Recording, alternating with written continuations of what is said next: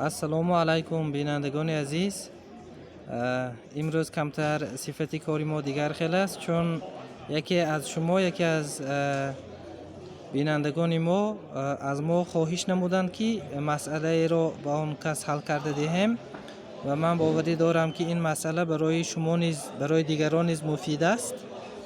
شرط مسئله که آن کس نوشتن همین بود است که یک کوره داده شده است و کوره ما با همواری بریده می شود و در نتیجه بوریش دوره کلانترین حاصل می شود و درازی همین دوره L برابری 12.56 سانتی متر است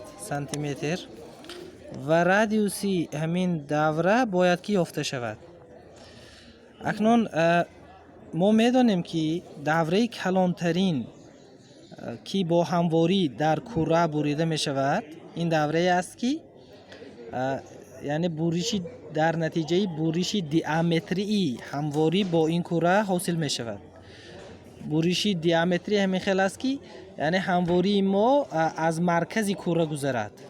وقتی که از مرکز کوره گذشت آنگاه دوره کلانترین حاصل می شود همین خیلی.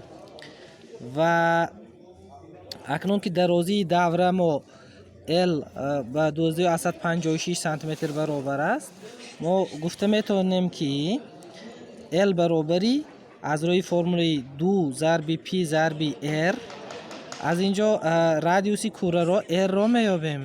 وقتی که R را یافتیم این L تقسیم 2P میشد و ما میتونیم قیمتی تقریبی P را گیریم، این 3.14 و وقتی که حساب میکنیم رادیوسی این دوره به 2 سانتی متر برابر بوده است.